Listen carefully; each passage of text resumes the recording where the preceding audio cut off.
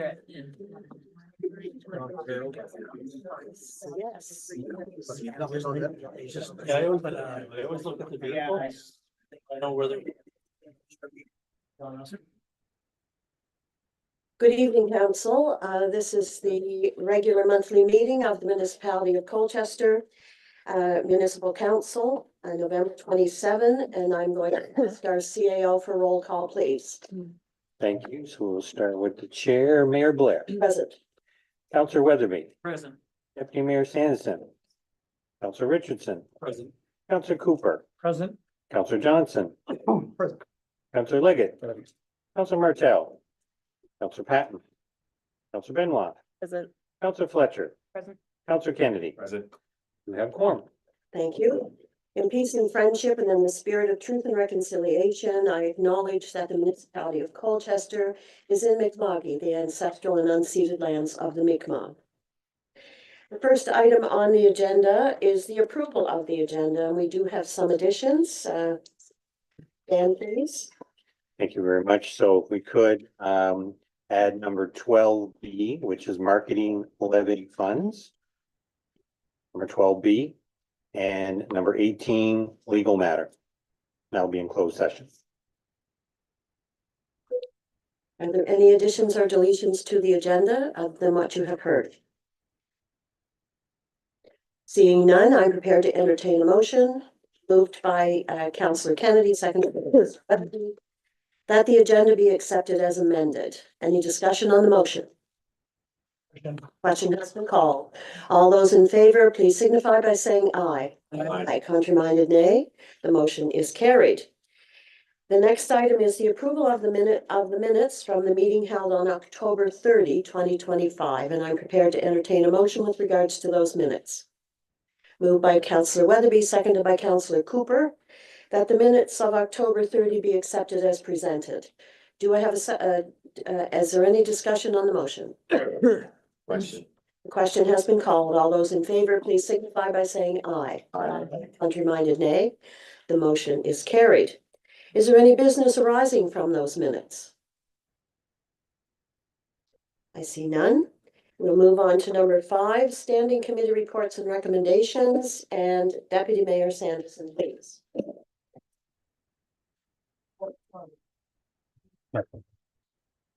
I'm sorry, Councillor Martell. Okay, I need to declare a conflict of interest for number 3 and number 6 in 5.1. Thank you.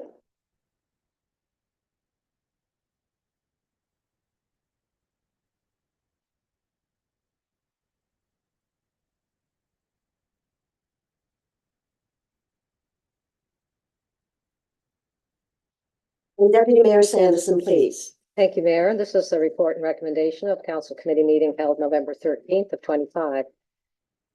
That Council approves funding in the amount of $950 for the Ukrainian Society's St. Nicholas Day event. I so move. Do I have a second? Seconded by Councillor Cooper.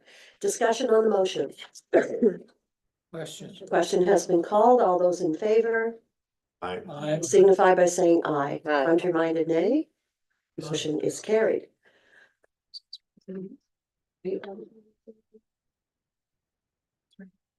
Ready when I am? Okay. Deputy Mayor, please. Thank you. The crosswalk on Plains Road. I move that a decision on the request for a signalized crosswalk on Plains Road be deferred until the active transportation study is complete. And do I have a seconder? Seconded by Councillor Benoit. And any discussion on the motion? The question. Question has been called. Tracy, please.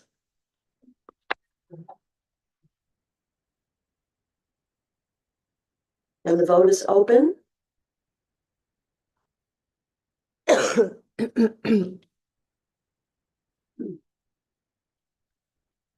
it. Pressed it twice. Is it there now? Okay. All right, the vote is now closed and motion is carried. Thank you. And the next item Deputy Mayor, please. The 20-ton excavator purchase. I move that council directs staff to proceed with the purchase of the 20-ton Caterpillar excavator at a price of $314,612, excluding HST. And do I have a seconder? Seconded by Councillor Weatherby. Discussion on the motion. Question. The question has been called. Tracy, please. And voting is open.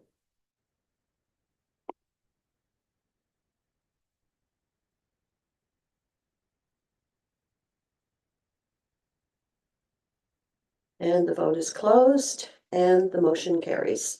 Thank you. And Deputy Mayor, please. Advisory Committee Terms of Reference. I move that council approves the proposed changes to the County Flood Advisory Committee Terms of Reference as amended, and a copy of the Terms of Reference are attached. Do I have a seconder for the motion? Seconded by Councillor Patton. And Tracy, please.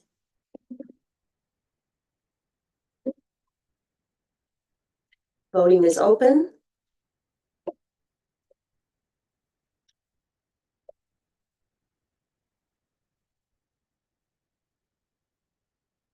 And voting is now closed. And motion carries unanimously. And Deputy Mayor. The Small Flood Damage Reduction Projects Policy Revisions. I move that council approves the proposed changes to the Small Flood Damage Reduction Projects Policy as presented. Copy of the policy is attached. And do I have a seconder? Seconded by Councillor Patton. And Tracy?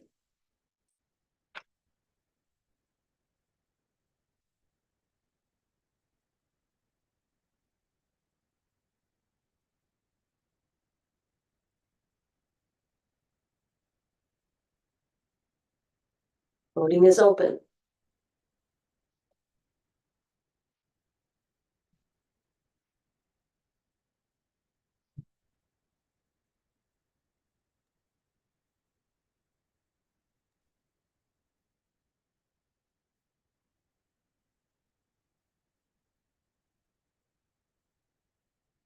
This is a new system, and so it's locked on us.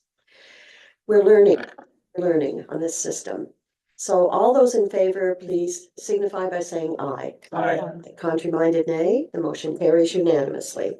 Mayor, please.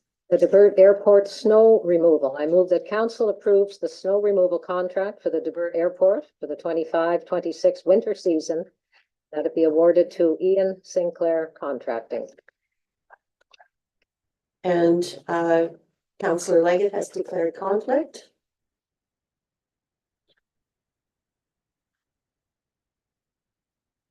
And Councillor Martel as well. I have that down. Voting is seconded by Councillor Kennedy. And voting is open. No, it's not. That's the other. It's still locked. Okay. All those in favor, please signify by saying aye. Aye. Contrary-minded, nay. We go back to the old way of doing things. Passed unanimously. Thank you. Thank you, Deputy Mayor. The next item on the agenda is the Debert Business Park Advisory Committee minutes from November 18, 2025. We will accept those for information, and I'm prepared to entertain a motion to that effect. Councillor Benoit. Thank you, Mayor. I'll accept it. I will move that this is accepted as information, but I would like to ask a question or comment. Certainly. And do I have a seconder? Seconded by Councillor Patton. And Councillor Benoit, you wanted to address this? Yeah, I just wanted to mention where it says about, sorry, I just lost my spot. Where it says noted that Nova Scotia Public Works completed shoulder work recently, but settling has reoccurred in several areas, and it lists Lancaster, Hartshaven, Dresden Way. The shoulder work wasn't actually completed right down to that area, so Hartshaven, Dresden Way is still in quite bad disrepair. So there is some resettling that has occurred in different areas, but just I wanted to mention that it hasn't gone all that way down yet. So I just wanted to mention that. We'll note that these are draft minutes and they will pass until next meeting. This is an information thing, but we'll make note of that and bring it up at the next meeting. Thank you for that. Any further questions or discussion? And these draft minutes are being accepted for information. All those in favor, please signify by saying aye. Aye. Contrary-minded, nay. The motion is carried. The next item on the agenda, we'll move into our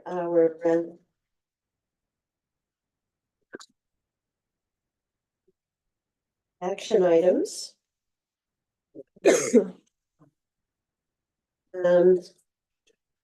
No, it isn't. Flood advisory was not on the agenda. But I have it in the package. Where? Sorry. Oh, Yes, we have missed that on the Oh. agenda, but it's in your package. Okay, all right. We also have minutes from the Flood Advisory Committee meeting that was held on November 18th. And this is an information item. I'm prepared to entertain a motion that this be accepted for information. Moved by Councillor Patton, seconded by Deputy Mayor Sanderson. Discussion on the motion? Question has been called. All those in favor, please signify by saying aye. Contrary-minded, nay. The motion is carried. The minutes of the Flood Advisory Committee meeting of November 18 have been accepted for information as presented. I will move on to action items. And the first item is, pardon me, the community solar garden. Pardon me, and I'm going to ask our sustainability planner, Joanna Burris, to come forward and present on this, please. Thank you, Madam Chair. Good evening, everyone. I'm just going to take this and put the maps up on the screen for reference. Okay, thank you.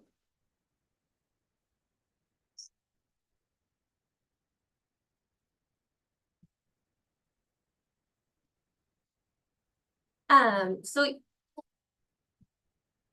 That on it. you may remember that I was here in January requesting matching funds from council for the community solar garden feasibility study.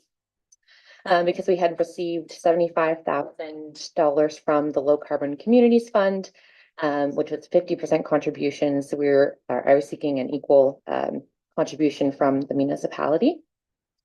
So I'm back tonight to provide an update on the study and to request council's approval to continue analysis of the site, the selected site in Debert. So as a reminder, the community solar garden, if it is constructed, would enable residents to invest in renewable energy and to receive a direct financial benefit in the form of reduced power bills. This study is the first stage needed to apply to the province's community solar program and to secure a 25-year power purchase agreement with Nova Scotia Power. So we've been working with the consultant East Point Engineering since early September, I believe. And they've completed preliminary site assessments of 6 municipally owned properties that were identified by staff. And so the following 3 sites, and they're listed in the action item, were eliminated during the site screening phase. So the site of the old Tatamagouche landfill on Truro Road, or New Truro Road, in Tatamagouche, Maston Road in Debert. So that's the property that's behind the West Colchester United Arena. That's owned by the municipality. The property behind is owned by the municipality. And the site on Truro Road in Hilden, which is a forested site. Quite a forested site. So all 3 of them had limited distribution system hosting capacity, which means that there's not enough room for us to generate power and put it on the grid in that area. And the Hilden site was also suggested that it would be cost prohibitive. It would be a barrier to remove all of the trees on that property. So the next 3 sites were shortlisted for further assessment. And I have them just in order of suitability. So site 4, we've been calling it the Dakota Road site. It's on Plains Road, but it has some frontage on Dakota Road. And because 2 of the sites are on Plains Road, that's kind of how we distinguished. So this is the one that's up on the map now, and the one that we're proposing that we go ahead with. So we're calling that Dakota Road site, site 4. Site 5 is Plains Road in Debert.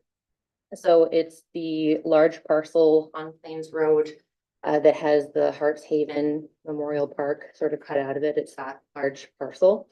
And then Kemptown, the property that has the compost facility on it. We were at using the land that has already, we've already harvested the clay because that's harvested and used for cover.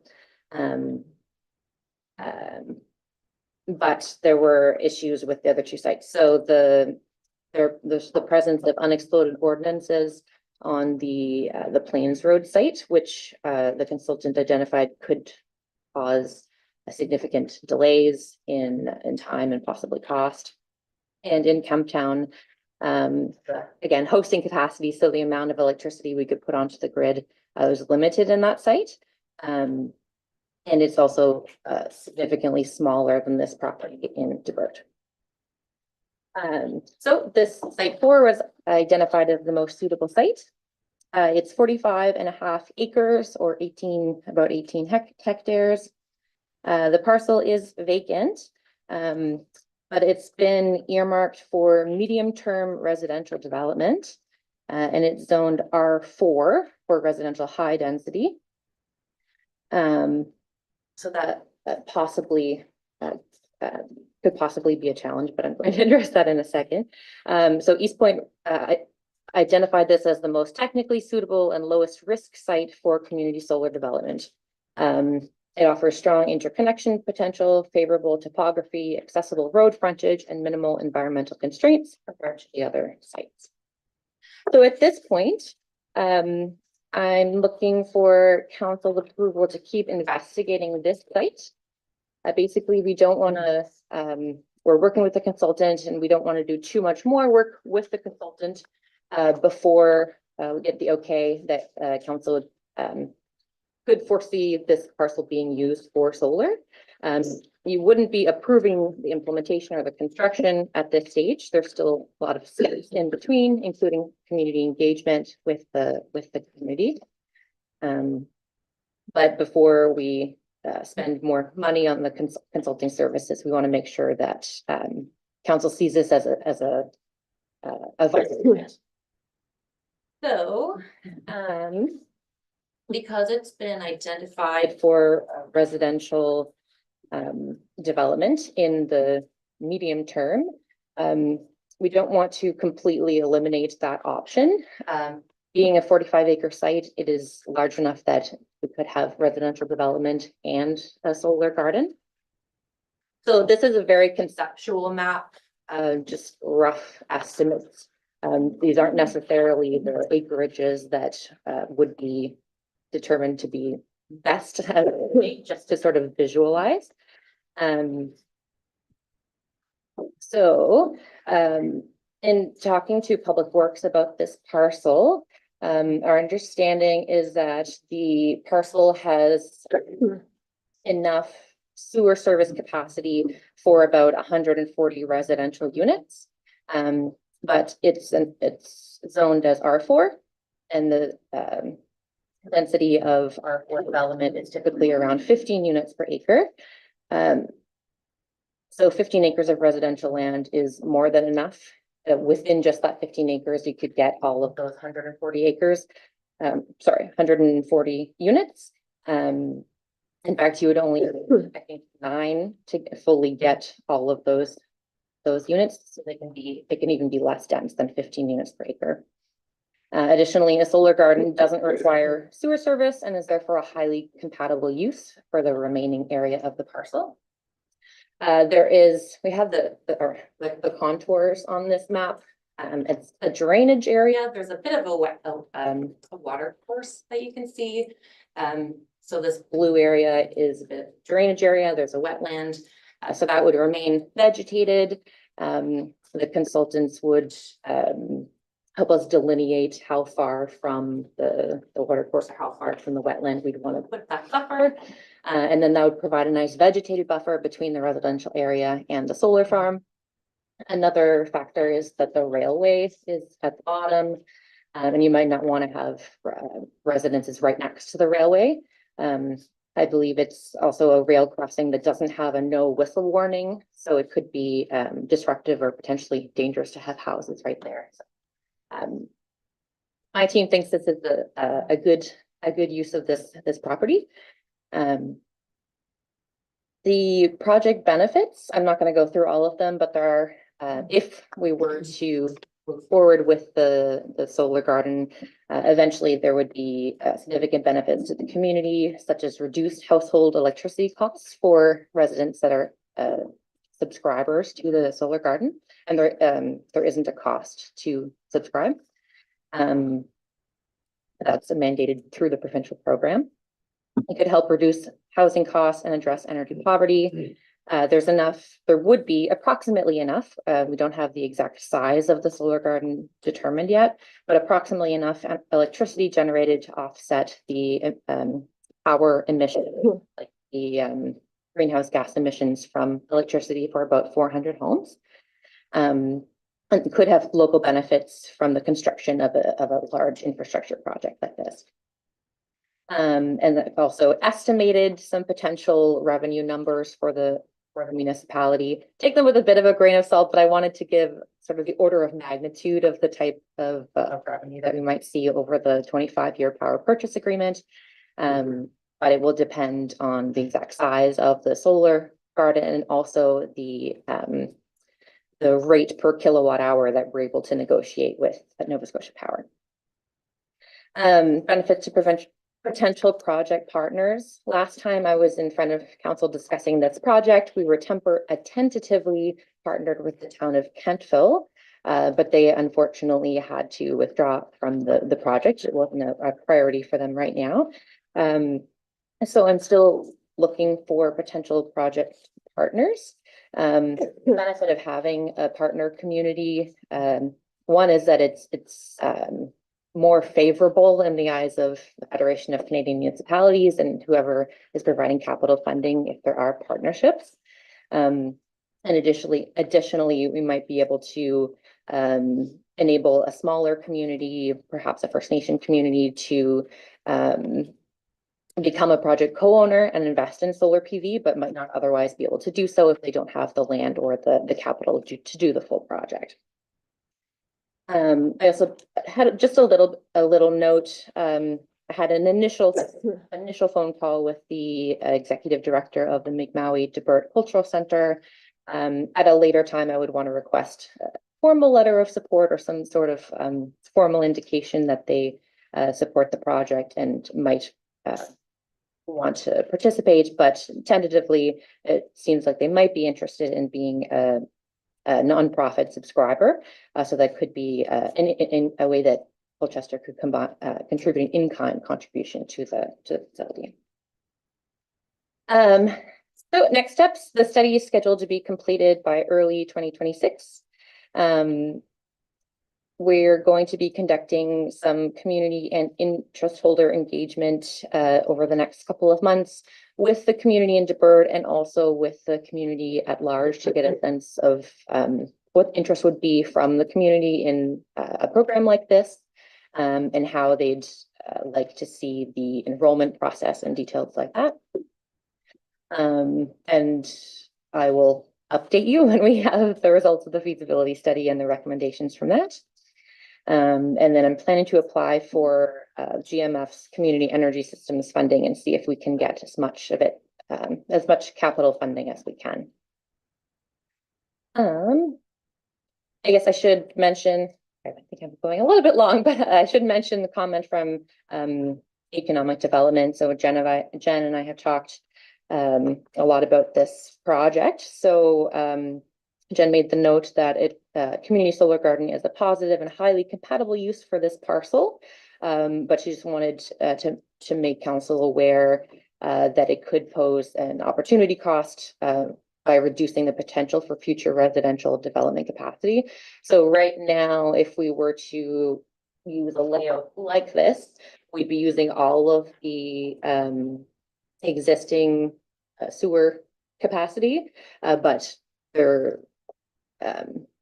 if council at a later date wanted to increase or increase the sewer infrastructure to the site so that you could construct more housing, that wouldn't be possible if we dedicated part of it to a solar garden.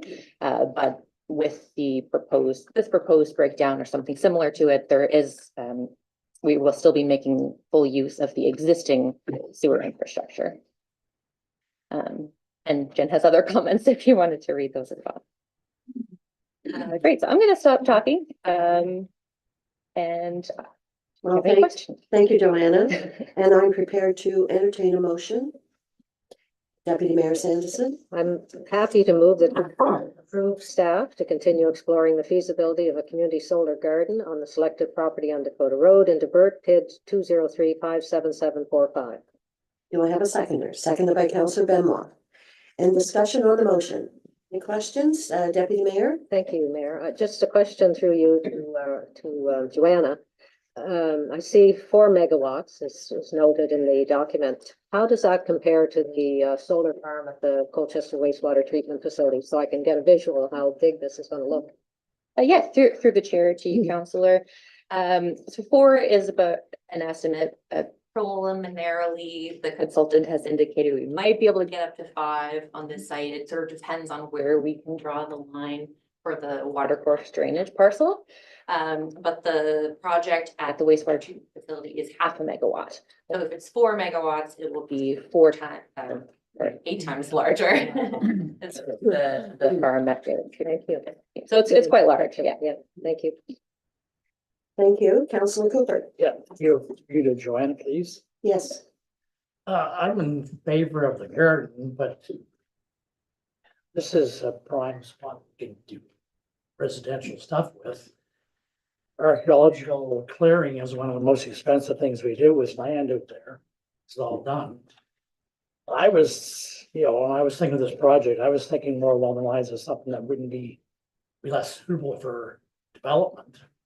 Just be good for the garden and sort of thing. So I guess I got one question for you. If we had land that wasn't archaeologically cleared, do they dig deep enough that we'd have to clear it before you can put this in? Through the chair to you, Councillor, I believe that would be a question for Jen. I'm guessing if there's any type of development, you'd have to get archaeological clearance. Is that correct? Jen, please.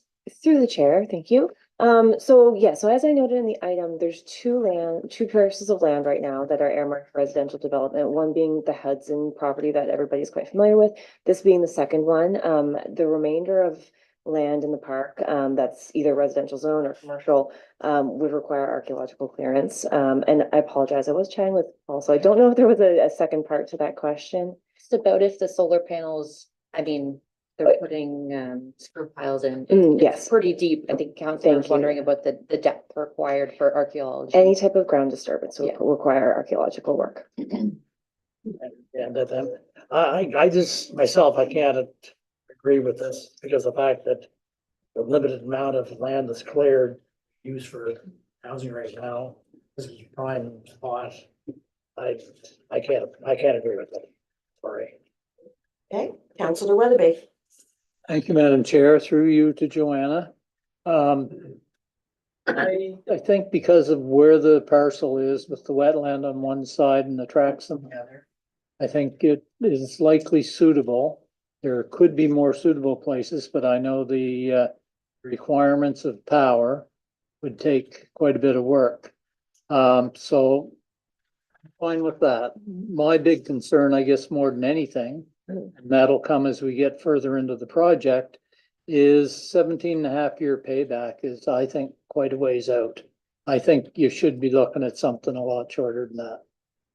That's just my comment on it, but I think the project, I'm all for the project, but I think we should be trying to get a shorter payback. Thank you. Thank you, Counselor. And Joanna? Yeah, if I could respond through you, Madam Chair. Yes. That's a very rough estimate, yeah. That's definitely conservative on the outside, and we would want, we definitely wouldn't be building it if it wasn't, if it's not a payback council's comfortable with, if it's not a project that makes economic sense. It'll really depend on how much capital funding we can get from the federal, from Green Municipal Fund, from the province, and also that rate we're able to secure from Nova Scotia Power. So I'm definitely hoping for less than a 17-year payback as well, yeah. Don't expect a lot of favors from Nova Scotia Power. Okay, Counselor Johnson. Thank you, Mayor. I've got no problem with the solar project. I've said it for years here, but number one, the question that I've got, did this go through the Debert Business Park Commission? Did they vet this first at all, or did they? Yeah, through the chair to you, Counselor. Yes, I believe it was discussed at the last advisory committee meeting. I don't think that they made a motion on it. I think it was just discussed. I don't know if either Counselor Benoit or Jen would like to talk about that. Well, I'll ask Jen to address that, please. Thank you, Madam Chair. Yes, item agenda at the most recent meeting. There was no motion of the group, but no real opposition. Councillor Benoit was going to take it to the community to chat with, and we do have a community consultation session scheduled to, you know, I guess, talk about the project at large and gain consent in an endorsement from the larger community as well. But at the committee level, it seemed well received. They were aware that it was also coming to council as well. So thank you. Anything further, Counselor Yes, Johnson? I would have hoped it would have been approved there first and then taken the community, then come to us after that. But I look at this, and this is a prime piece of property. It's got road frontage on Plain Road. You're gonna drive by this thing every time you go by it. Not that it's anything visual disturbing to look at, but I'm saying prime property, archaeological dig's already done, and we know the cost to do that is between $37,000 and $66,000 an acre. That's 2 years ago pricing, so probably closer to 75 to 100,000 today per acre. So for a 25-year project, and maybe longer, right? It's 25 years, and maybe you can run these things longer than that. I'm with Councilor Cooper. I can't support this for that long in industrial park where we're looking at housing plus an industrial park setting on a main thoroughfare in this park. 25 years down the road, we don't know what we've got going on, or even 15. We may look at this piece of land and thinking, why wouldn't we put this somewhere else that it doesn't need to be visible? It doesn't need to be on a main road. It doesn't need to be an industrial park, and it doesn't need to be set on land that's set aside for retail housing or even building housing. So why wouldn't we find a scrub piece of land if it's, you know, I'd like to hear why the site at the land in Kemptown, the landfill site wasn't a priority over this site. And I'm sure there's a reason why, but is it suitability or is it where the main transmission line is? I don't know, but I'd like to hear from Joanna why that Kemptown was rated lower than this. Sure, yeah, Yes, sure, and Chair. you did mention, but if you would Yeah. go over that again, please. Yes, sure. So site in Kemptown, at the area, I believe that we had identified of talking to Phil and Jessica, the area that would make sense was about, I think it was 14 or 15 acres, which was not quite large enough for the scale that we're looking to build.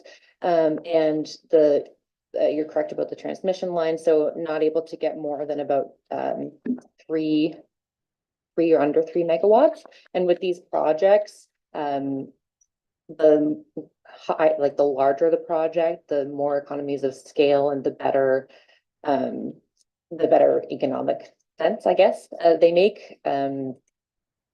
Even the 4 or 5 megawatts is sort of smaller than what I at least was initially hoping we'd be able to do.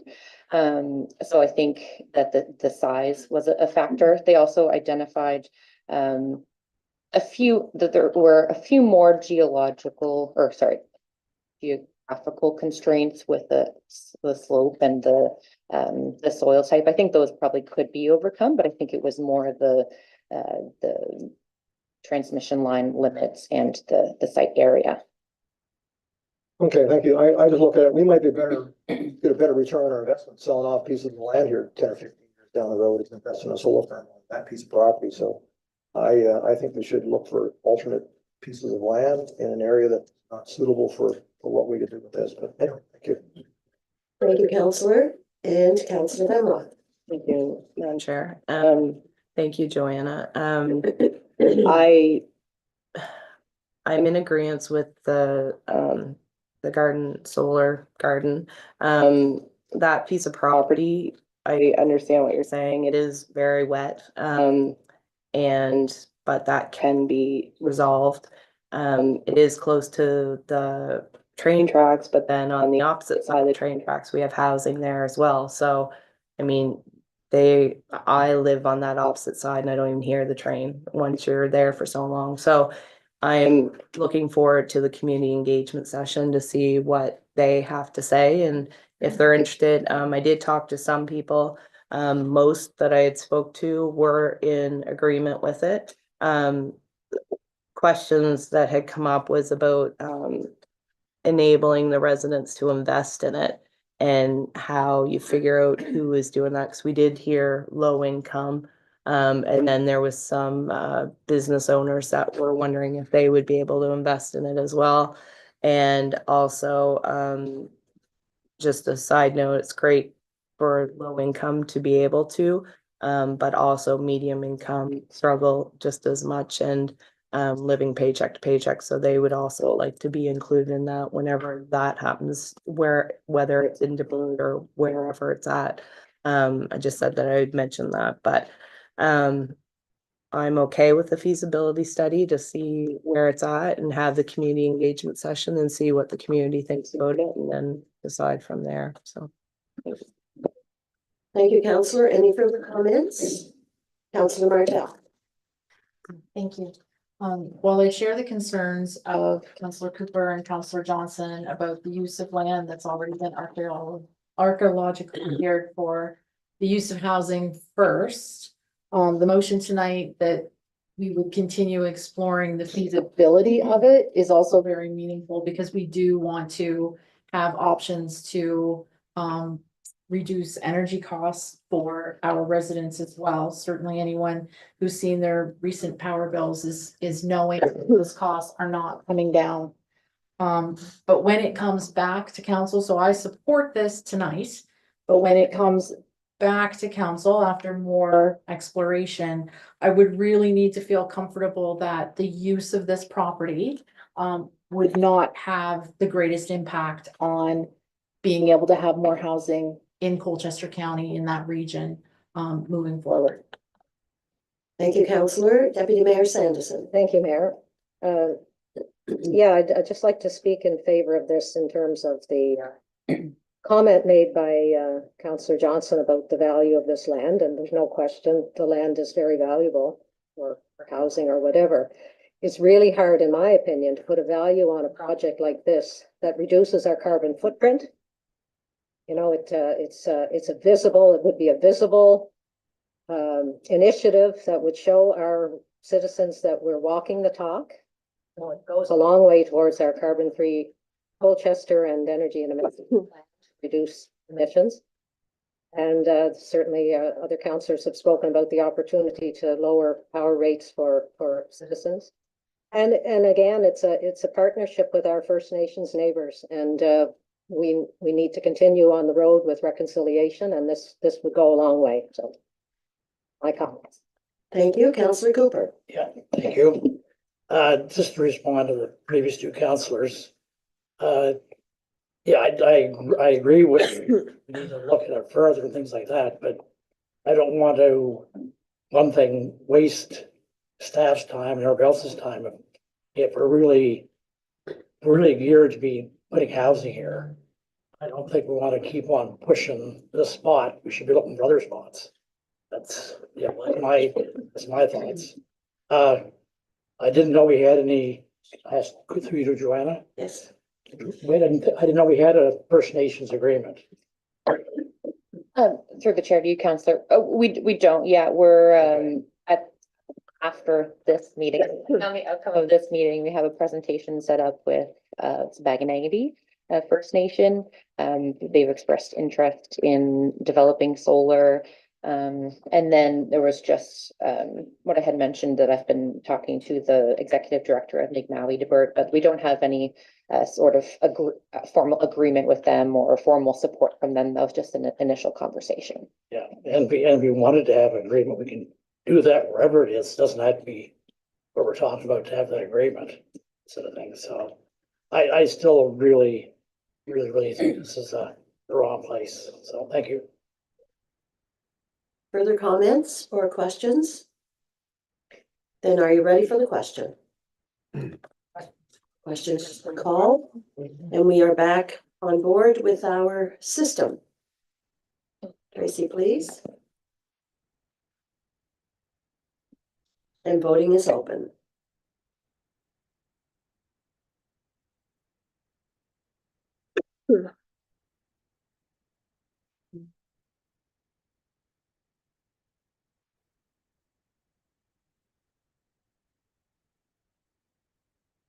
And voting is closed. And motion is carried. Thank you, council. Just, Yes, Dennis? That's a mistake, my absent. yeah. So, was it intended to be in favor? Yes, yeah. Yeah, okay. Okay. Thank you. Sorry, I missed that. Thanks, Dennis. Councillor Kennedy, still a motion that has been carried. The next item on the agenda is the bonding requirements on municipal tenders. And I'm going to ask our Director of Public Works, Michelle, to address this, please. Councillor Raquel has recused herself. They're in conflict. Thank you, Madam Chair. This item is a little bit lengthy. I'm going to try to go through in detail because it's fairly complex. Dennis and Scott have both provided input as well. So if any questions at the end, kind of a group of us willing to answer some of those questions. So at council's meeting of this past September, we received the results for a couple trails on Fundy site. And in the end, the low tender was deemed invalid because they didn't have bonding. And the second lowest tender exceeded council's budget and council elected to cancel the project. The one challenge in this process was that the lowest bidder was unable to get bonding as an Indigenous company. Our solicitor reviewed the matter further and discovered this is actually a national issue created by the Indian Act, where assets that are based on a reserve can't be used as collateral. So a company could have $2-3 million worth of assets based on the reserve, but they can't use those assets bonding security and bonding purposes.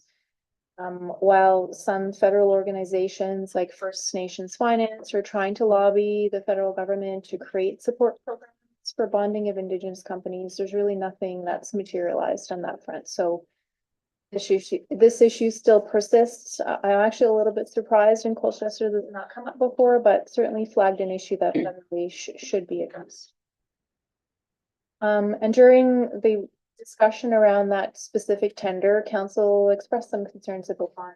So where we're about to enter into a new construction season, and bonding always forms part of our documents to some extent in our tenders, staff felt it was appropriate to come back, talk about our procurement policy and its bonding requirements, and get some direction from council on how to proceed.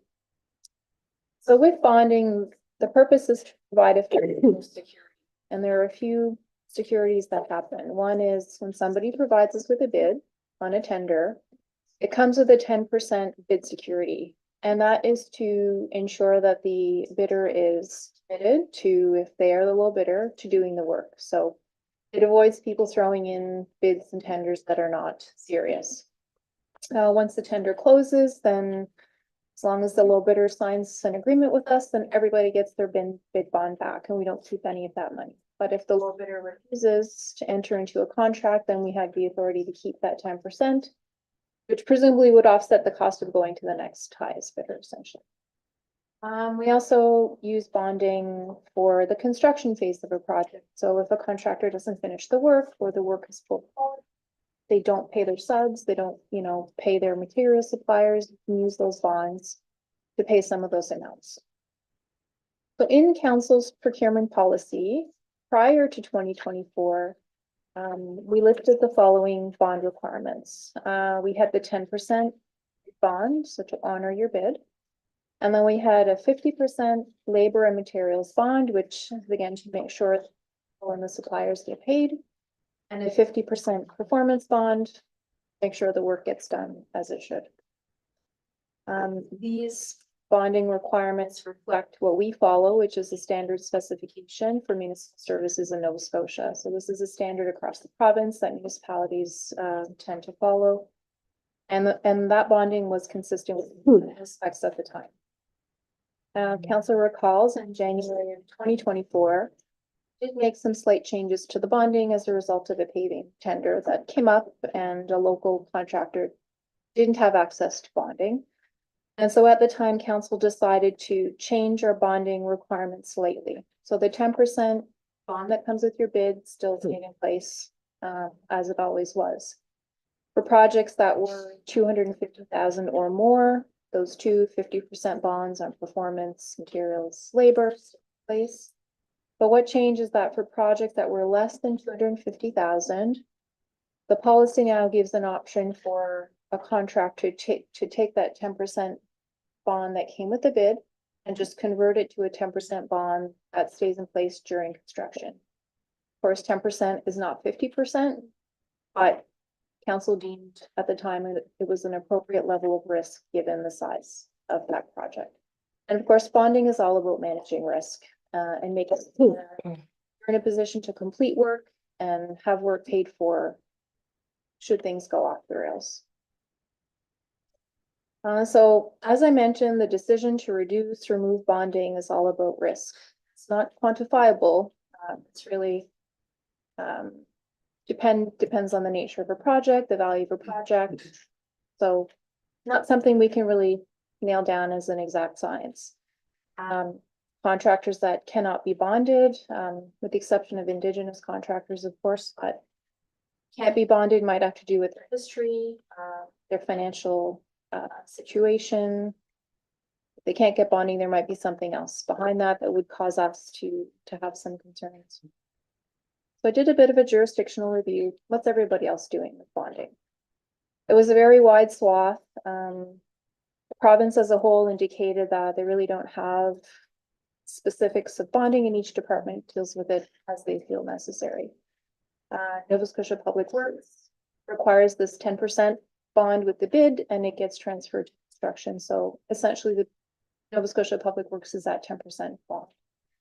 Other places like HRM, they require the full 2% for anything over $100,000. So a bit of a mixed bag, but that's where things stand jurisdictionally. We could not find any policies in place that addressed it.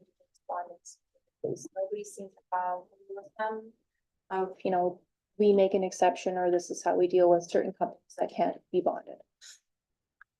So staff did also take a look at the most recent update to the standard financial specs, and they have made a recent change just in the last few months. There's the option of the 50% labor materials, 50% performance, which is what we have now.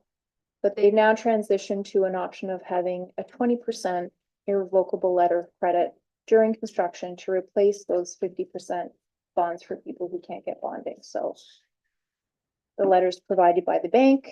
Bank says, yes, this company is on the hook for 20% of the construction value. And should the client not be happy with the level of work, or there be an issue, we can go to the bank and say, hey, we're calling on this 20% letter of credit to help us finish the work.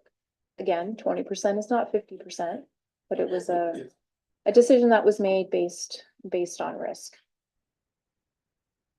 So going forward, I guess there are a few options for council. One is to keep our procurement policy as it is, where we allow for projects that are under 250,000 that can use the 10% option. They're smaller projects, so perhaps less security is more appropriate in that case. And then over 100 or over 250,000, we still have the materials bonds. The other option is for council to update their policy to match the Nova Scotia provincial specs are doing now. They now also allow for 20% with no cap on value, but a 20% letter of credit, or you can do the 50% labor material and performance bonds. Of course, there's always the option for council to pick any permutation and combination of bonding in between that, but you know, certainly staff are recommending that we would follow what is an existing provincial standard that's already in place. I think too, and this was discussed by council, is I think it would be important for council to write to local federal representatives to express some support for a program developed for the planning of Indigenous contractors, because it really is a barrier that's been created by the federal government addressed. So I realize complicated item. Like I said, Dennis and Scott certainly comment to that if needed. I said, because we're about to issue a large number of tenders in January, February, certainly be helpful for staff to understand how council would like to address bonding requirements. Will there be a change? So, summary of this really lengthy item, and I'm happy to answer any questions. Thank you, Michelle. I'm prepared to entertain a motion. Councillor Leggett, Thank you, Madam Chair. I would pick option 2 with it. Sorry. are you putting a motion on No, the floor, sorry, I'd like to council? motion on the floor to accept option 2 in that presentation with an addition to add a stat deck to it. And I can see. Yeah. Is that a question or is that a motion? No, as part of the motion, I'd like to add this stat deck to the motion. Sorry, I'm not- No, I'm not getting it either. Well, it's in the second last paragraph. Statutory declaration could also be required. Government uses this on all projects basically over X number of dollars. It kind of helps the suppliers and contractors or subs. Because once it's filled out, if the contractor doesn't pay them, and the vendor can pay the subs. Thank you. You're talking about option 2, isn't that in paragraph 1 of the motion?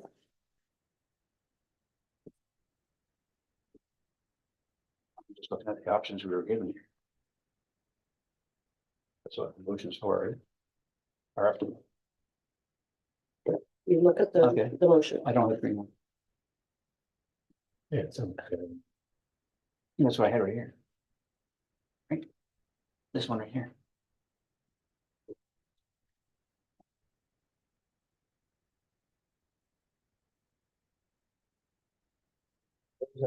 Yeah, this is all. You've got action items up, you've got possible recommendations up here, and you've got nothing underneath the. Yeah, go to the end of the article where it says proposed motion.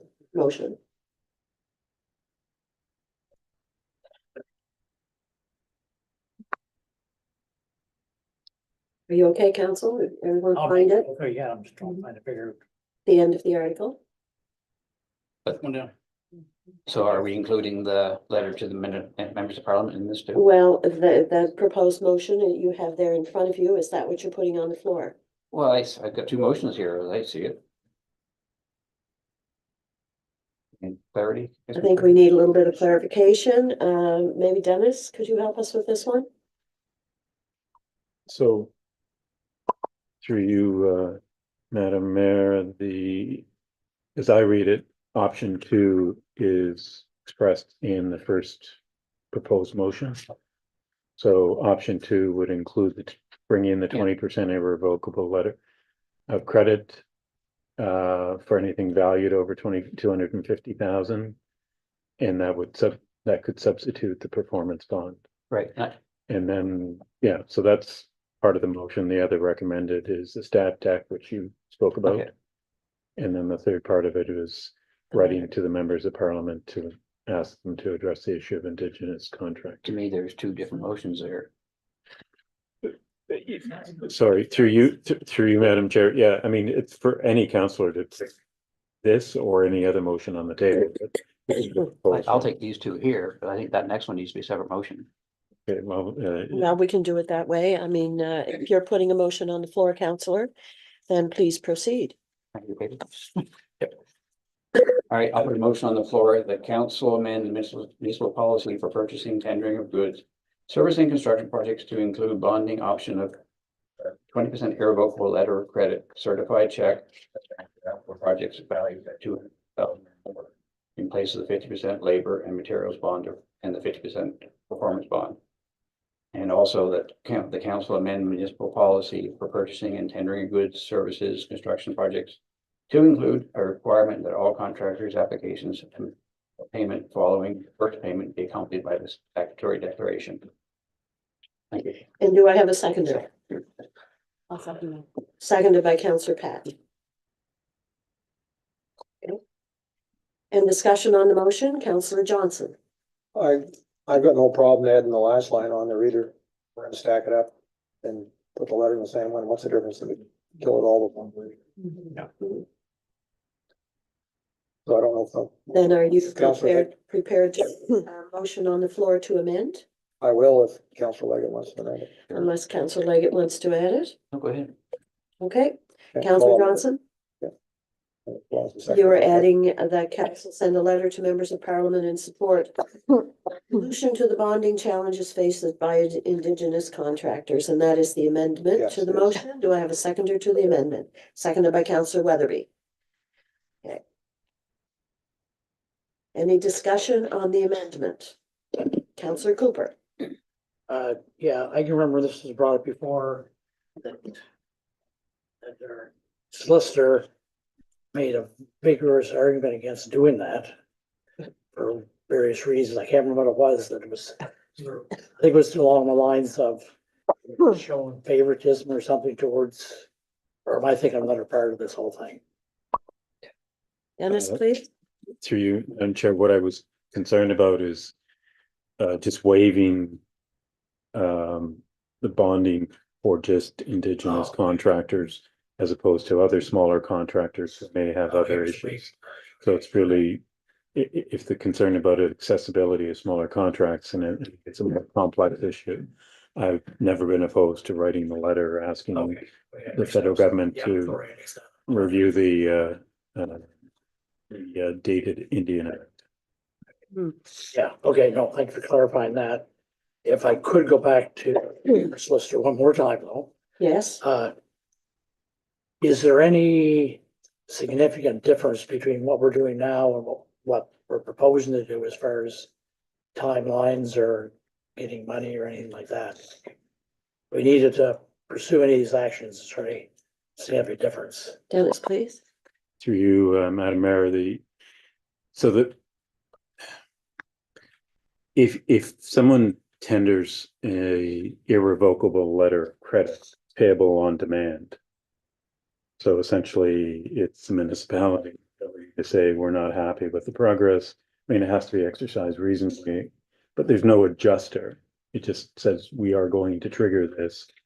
You contact the bank or the lending institute that provided it, and on the face of it, they have to send the cash along, and then they pivot and go after the contractor for the cash. Under a performance bond, you put in a claim and fight with an adjuster over whether it is deficient and whether the insurance company has to do anything about it. So there is an efficiency to the letter of credit that may not exist with the bonding.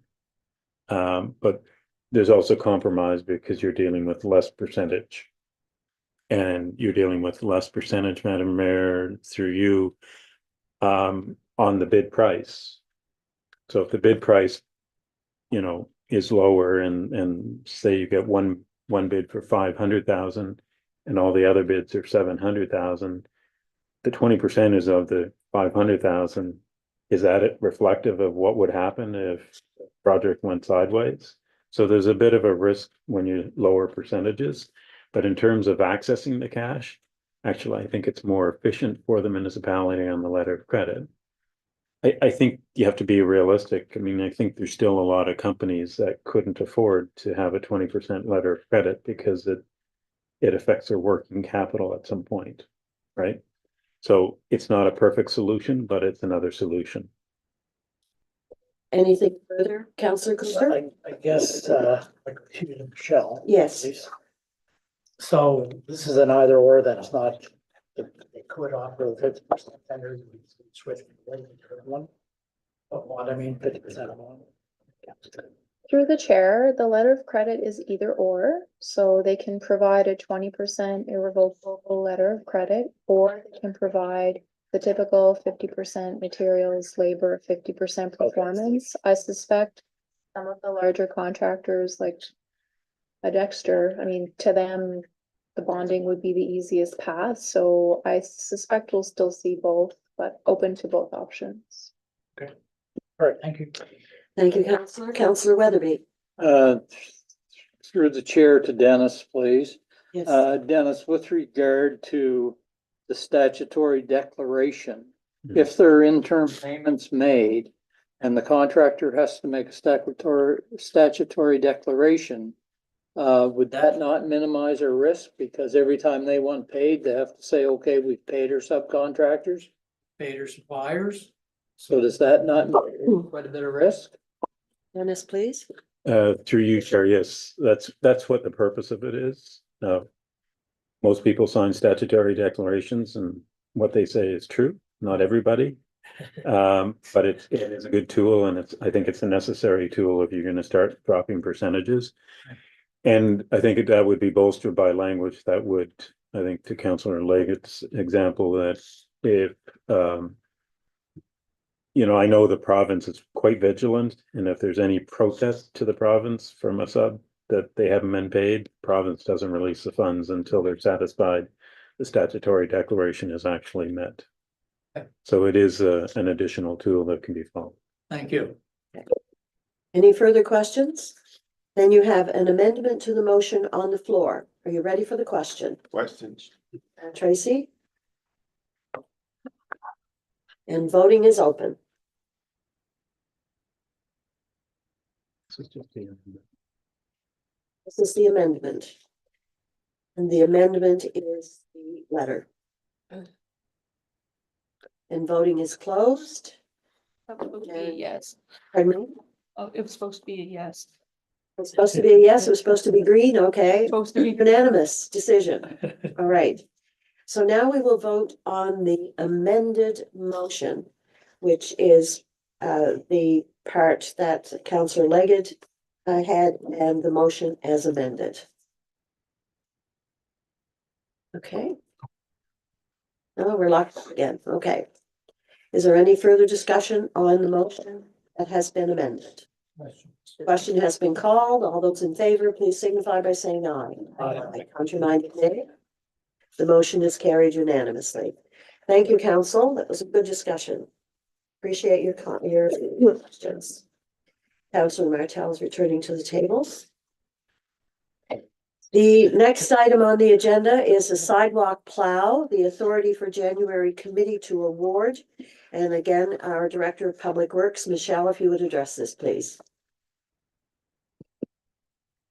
Thank you, Madam Chair. In council's approved capital budget, we have funds this fiscal to purchase a new sidewalk plow. We do have 4 sidewalk plow units of varied ages, so our 2006 unit needs to be replaced. And we're going to issue a public tender, but because we won't council meeting in December, we'd like to award early January. We're asking council to authorize January council committee to award a tender should the amount come in over budget. Thank you. I'm prepared to entertain a motion with regards to this item. Councillor Patton. Thank you, Chair. I'll make a motion that council authorizes January council committee to award the tender for the replacement of the sidewalk plow for public works should tenders exceed the approved capital budget. And the seconded by Councillor Fletcher. Discussion on the motion. Councillor Johnson. Thank you, Mayor. I'm all in favor of it, but I guess the question I look at here, we're buying something that's seasonal for the winter time. Why wouldn't we line these tenders up so they'd be in the summertime and we get them before the winter season actually is on. Wouldn't that make sense? Like we could have several snowstorms in December and January and you don't have any sidewalk plow, but you're gonna get it probably February. Through the chair, in a perfect world, we would time everything. It's really just a workload management for Public Works. By the time I have to review tenders, and sometimes it just takes longer. Sometimes depending what we're tendering, it takes 6 months. So it's a bit of a hit and miss when we get it, but I agree, in a perfect world, we would do that. Thank They're you. all functional now, so I think we're okay. Snow Any- next week, so we'll see. Any further questions? Any further comments? Then are you ready for the question? Tracy, please. Voting is open.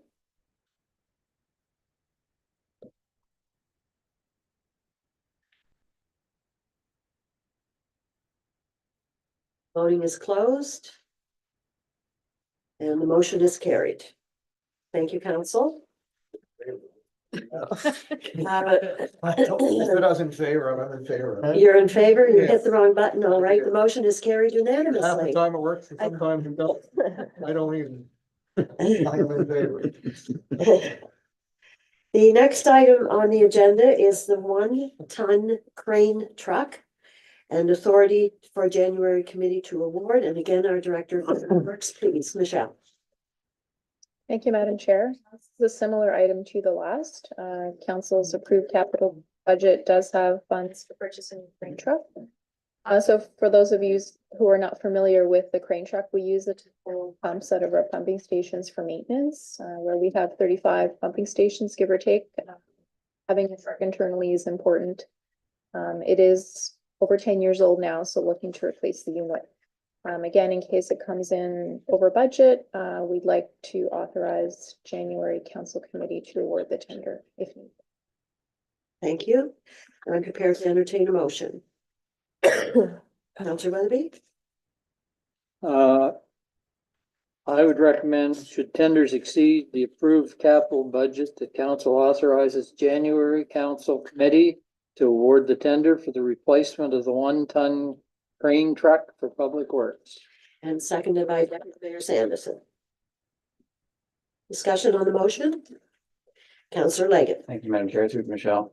Is there a percentage of over budget or gets cut off? Through the chair, maybe this is a question for Scott. I can't quite recall if the procurement policy has a buffer for the CAO to award. Maybe Scott can. And Scott, please. Thanks, Mayor, through you to the council member.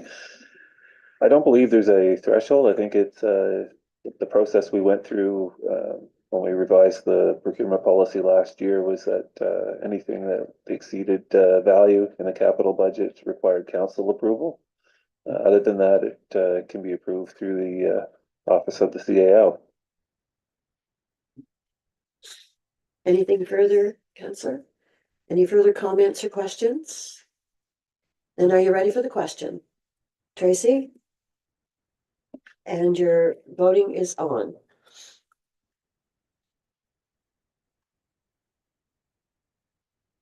The voting is now closed. The motion carries unanimously. Thank you. And the next item is the Lower Truro Spring. And our Director of Public Works, Michelle, please. Thank you, Madam Chair. This item relates to the budgeted amounts for the relocation of the Lower Truro Fill Station. Station, as most are aware, is currently located in Lawrence, and our lease agreements to operate the site expire at the end of December. So council's decided to move the site to the Fundy Discovery site, and that work is in progress now. We had budgeted 150,000 to do the work. It ended up in fiscal 26-27, which is next fiscal, but we'd like to get the work done this year. So I'm speaking with Director of Corporate Services. We can shift the funds to the current year with the same source of funds, which is the operating. So before we can spend any money doing the work, we would need council's approval to move the approved funds from next fiscal to the current. Thank you, and I'm prepared to entertain the motion. Councilor Patton? Thank you, Chair. I'm prepared to make a motion that council approves the transfer of the approved capital budget amount of 150,000 for the public bill station from fiscal 26-27 to 25-26, with source funds remaining as the operating reserve. And seconded by Councillor Cooper. Discussion on the motion. Question. Question has been called. All those in favor? Aye. And your voting is up.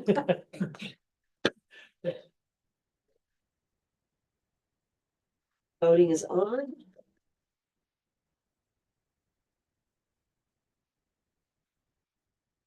Voting is now closed. Motion carries unanimously. Thank you. Do I dare say it's working smoothly now? No? The next item on the agenda is authority to award external auditing services. And I shall ask our Director of Corporate Services, Scott, to address this, please. Thanks, Your Worship. Yeah, this item is relatively straightforward. We are going out through an RFP process for auditing services, and with the schedule of council being such that council won't meet again until the end of January, we thought it would be a good idea to have the ability to have council committee authorized to award. So just because of the timeline of council schedule over the next number of weeks for that ability. Otherwise, we would have to wait until the end of January to get the award. Thank you, Scott. I'm prepared to entertain a motion. Deputy Mayor Sanderson. Thank you, Mayor. I move that council grants authority to December and January council committee to award the RFP for audit services. Thank you, and seconded by Councillor Kennedy. Discussion on the motion? Question has been called, and voting is on.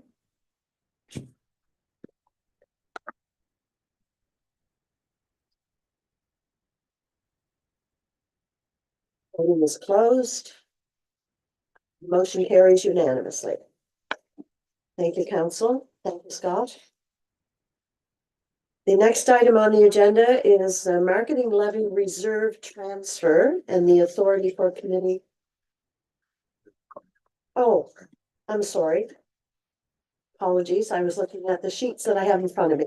Councillor Benoit, you wanted to bring up hospital parking, and that's on the agenda, please. Thank you.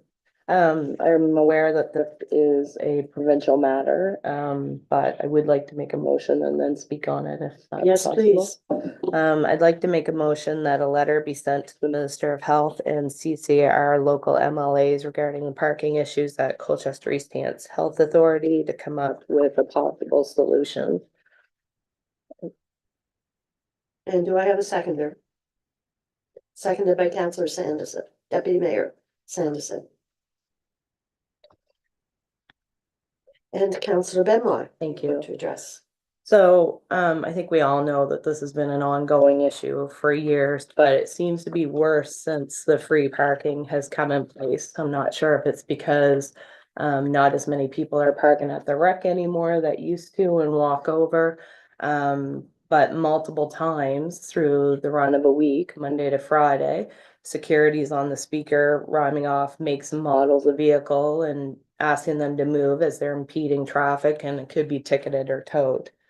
So that's regularly. The last week hasn't been too bad, but this is regularly over the last few months at least.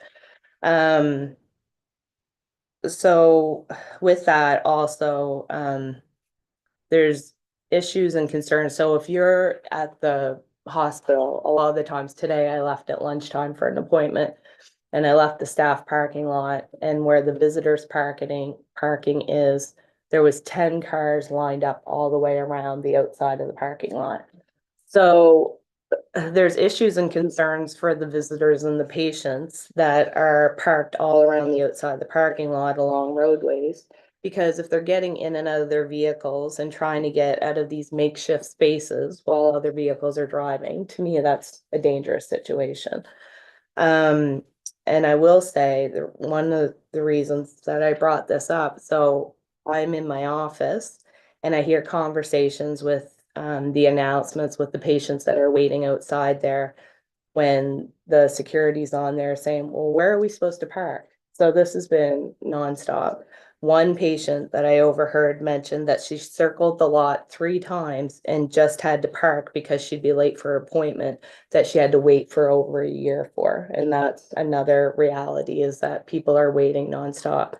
So do they potentially be late for an appointment or possibly miss it to keep circling to avoid a ticket or a tow? So that's kind of where we're at right now. So one thought that I had, and I know that when we had talked about the issues with the rec parking, I don't know who owns the business across the road, but I know that was brought up that they were spoken to see if they'd be interested in selling. I don't know how long ago that was or if the person would be interested, but another thought that I had is when I'm at the hospital, there's so much green space around, and I don't know if this is doable, it's just a possible solution. There's so much green space around the visitors parking all around it.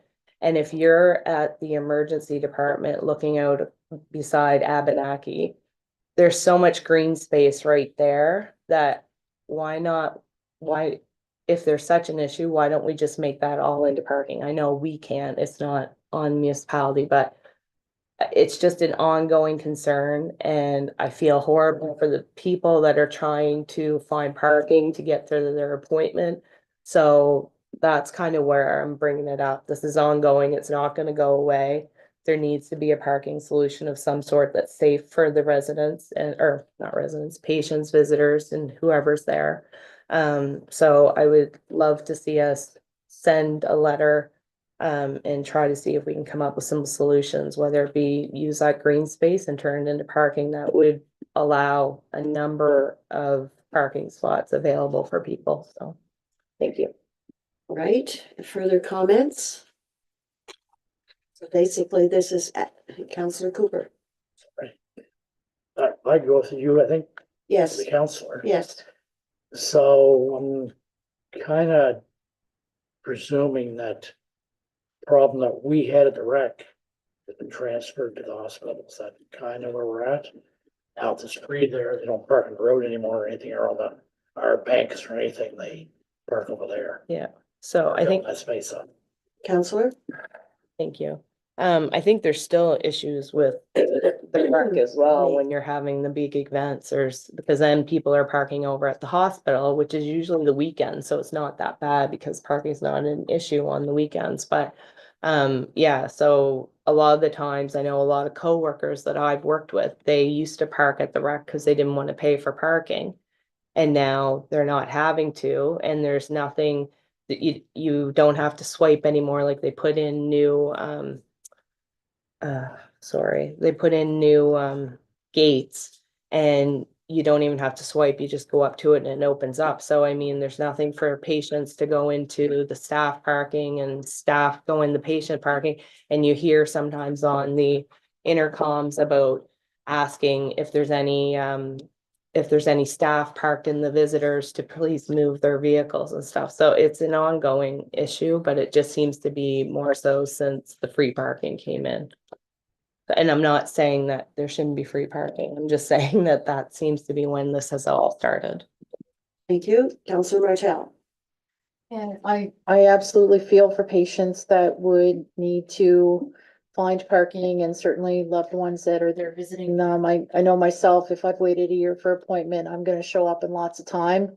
So that if I needed to drive around that parking lot 10 times, that I would make sure I had that additional time instead of showing up a few minutes before an appointment. I think it would be too soon to jump to writing to the province when the hospital administration is managing its own property, that maybe if we chose to write a letter, we'd be saying that council had heard concerns and we're passing them on to them rather than just jumping directly to the province. And as far as green space goes around the hospital, we are blessed to have a landing pad here for helicopters. That it would be my understanding that part of that green space is an allotment of regulations for landing helicopters. So maybe engagement or communication with the hospital administration prior to writing a letter directly to the province would be a better suggestion. Counselor? I think the motion was to talk to the health authority, the hospital just recently, and copy our MLAs. Well, Yeah, I heard you wrong. yeah. Come on. Thank you. So two things. I did ask to send a letter to the Minister of Health, but I am okay with sending it to the Health Authority as well. But as far as the landing pad and things like that, I didn't mention anything about having any parking around or impeding the grass area around there or anything for the landing pad. That's obviously an emergency that needs to be left the way it is. I'm talking about the green space down by the roadway by the emerged department, which there's lots there. It has nothing to do with where Life Flight lands, so. Okay, further questions or comments? And what exactly is the motion that you have down, Tracy? Could you read it, please? I have to write a letter to the Minister of Health. And Councillor Benoit just said she would be okay with adding the health authority and copying the MLA through the parking of the hospital to come up with solutions. Thank you. Dan? Nope, that's my Councilor Tracy. Oh, okay, sorry. Thank you. That's clarification. Are you ready for the question? Question has been called. And voting is on.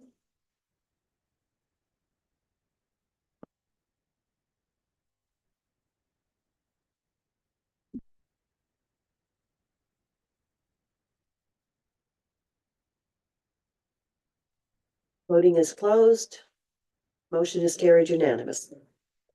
Thank you, Council. The next item on the agenda was added this evening, and it's the marketing levy reserve transfer, the authority for committee to award. I'm going to ask our Economic Development Officer, Jen, to address this, please. Thank you, Madam Chair.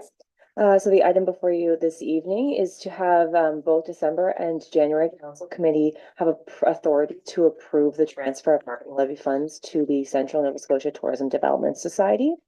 As you're all aware, we've been collecting marketing levy revenues over the past year and a half, and the society is now established. However, as part of our operating agreement, there's a requirement that Council review an approved budget and business plan before we transfer annual funding. And with that, we've just recently hired a new executive director, and the board is working with this executive director to finalize the remainder of the fiscal year's budget and plan for Council's approval. With our upcoming council schedule and there being a gap in council meetings in December, just looking to have authority so that council can make that decision in December or January once those items are ready for council's review. Thank you, Madam Mayor, and I am happy to answer questions if there is any. Thank you, and I'm prepared to entertain a motion. Councillor Johnson. Thank you, Mayor. I can make a motion that council authorize December and January council committee to approve the transfer of marketing levy reserve funds to the Central Nova Scotia Tourism Development Society upon receipt and review of the society's operating budget. Thank you. Do I have a seconder? Seconded by Councillor Weatherby. Discussion on the motion? The question has been called and voting is on.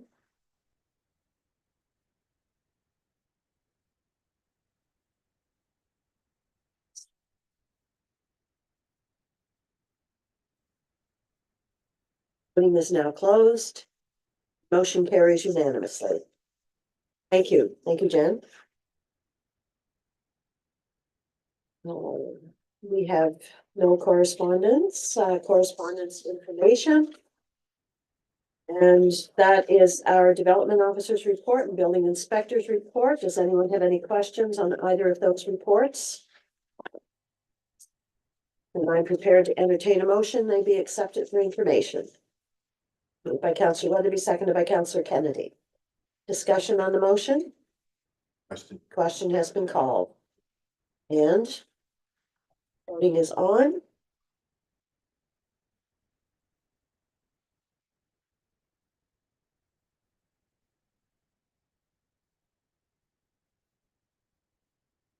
Voting is now closed. And motion carries unanimously. Moving into our information items. The first is the insurance for not-for-profit organizations and the grant applications. So you have, I'll be declaring a conflict here. Me as well. okay, conflict from Councillor Benwell and Councillor Patton.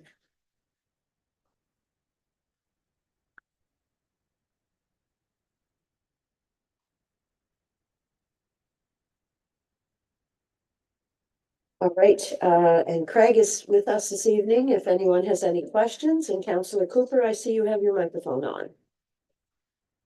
Thank you. If I could go through you to Craig, please. Yes, of course, Craig. Craig. Do we have more or less than we had before? You tell us that?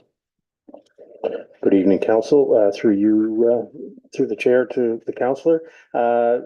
A couple of years ago, we had about 54. I think we've had 63, so we're always around between 50 and 65.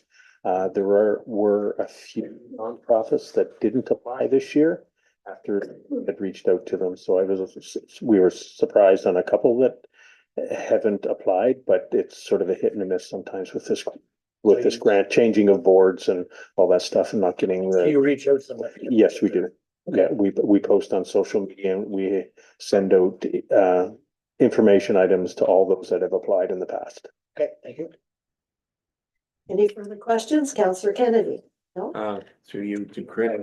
I was confused when I read the list and at the bottom you had Wild Blueberries producers. Is that a nonprofit organization? Through you to the council, yes, it is. The association. It's a nonprofit association through joint stocks. Okay, thank you. Not the producers, but the association that represents. Yeah. Although they might be share of who's considered. That's by design. Yeah. Exactly. Any further questions? And we'll accept this for information. Thank you, Craig. And you have the reports of council members. Councillor Patton and Councillor Benwell have returned to the table. We have reports from councillors on various things that they've been doing the last month. Everybody continues to be very busy. Appreciate your reports and all the work that you do, of course. Any questions of any of the councillors on any of the reports? Councillor Kennedy. Oh, sorry. Councillor Benwell. Thank you, Chair. No question. I just missed putting a couple of things on mine. I did attend the Debert Remembrance Day service as well as a wonderful banquet held at the Legion and the Community Information Center with Nova Scotia Health on October 28th. I meant to put that on there, so I just wanted to mention it. Thank you, Councillor. Any questions on the reports? Great. Councillor Fletcher? I just want to make for mine, I did not attend the Colchester Sand Library meeting, so that needs to be removed. Same with me too. All right, and the same with Councillor Leggett. Okay, thank you for that. Full agenda for everyone. Full. They hadn't had that time. Slam it. No. Not a pleasant thing to experience. All right, if there are no further questions, I'm going to ask that for a motion to go in camera. Moved by Councillor Benwell, seconded by Councillor Kennedy. We are now in camera and we'll take a 10-minute break.